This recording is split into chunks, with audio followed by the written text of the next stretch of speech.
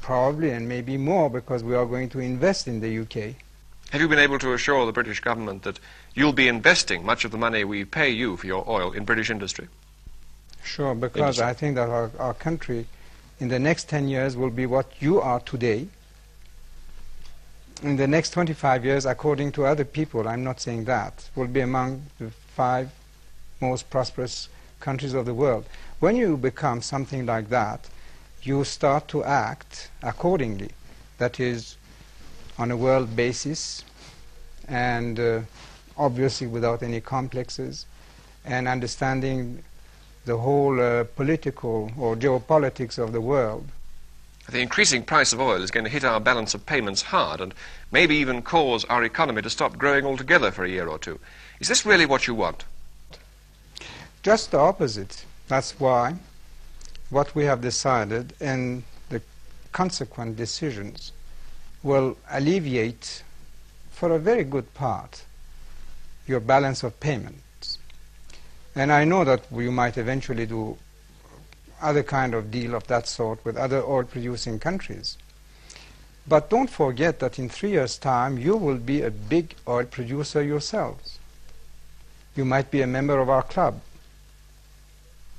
So the picture is not as bad as it seems to be. Maybe for 1 year, 2 years, you will have some difficulties. First of all, I'm sure that you will overcome it. I'm sure that you will get out of the present difficult situation.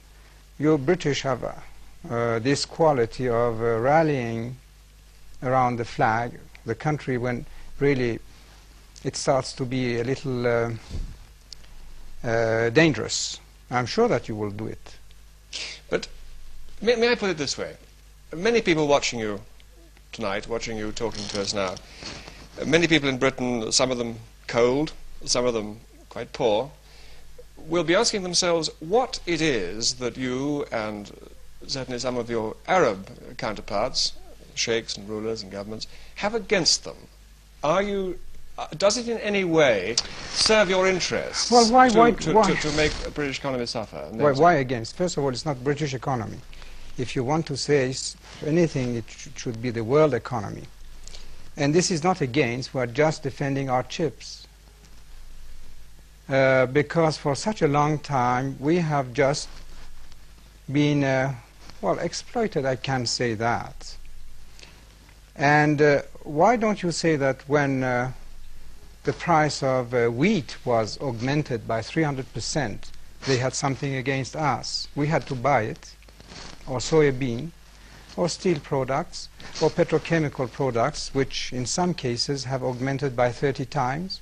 So did you have anything against us when you augmented those prices? Or what I buy from you, even weapons, the price that you are charging today is not what you were charging 2 months ago.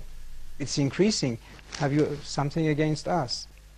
Have you anything in principle against the system in Britain and other Western countries? Not really against. But I must tell you my opinion. If you continue this way, a permissive, undisciplined society, you are going to blow up. And in matter of fact... How do you mean blow up? I'm not quite clear what you mean by that. Well, you will go bankrupt. You work not enough.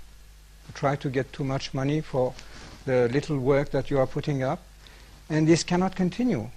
It can continue for a few months, maybe 1 or 2 years, but not forever. You're not going to help us not to go bankrupt if you put the price of oil in. I won't be a good friend of yours if I did help you being not aware of the seriousness of the situation. Do you then see oil as in some way a weapon that can correct us and our system? Not really. But I was trying to defend my own interests. But I think at the same time it is serving this cause to maybe have the effect of a shock on you and to realize and wipe your eyes and see that, well, to face the future you will have to change your ways. How particularly would you like us to change? Discipline, more work. Do you see any conflict between the social and economic demands of your people? About 50% of them can't read or write yet. And the amount you spend on weapons? No, because we couldn't spend more either on illiteracy or other social things, because first of all we wouldn't have the teachers, and then for instance over hospitals we wouldn't have the doctors, the trained nurses, and it could create inflation too. Can I say that this year we are going to have a 40% national growth at constant prices, which is more than twice or almost 3 times the world record which was held by the Japanese? Do you think as your country gets more prosperous you will be able to restrain the demands of your people for more of the kind of democracy we have in Britain? But who says that my people are demanding the democracy that you have in Britain? Don't you think that history indicates that that does come with growing prosperity? Are there any developed, Not powerful necessarily. countries in this world with hereditary monarchies like your own? Well, yes, but not necessarily, because our tradition are just on the opposite way. The people and their king are so close that they feel as the member of the same family. They have, I think, the respect that at least families or children used to have for their father.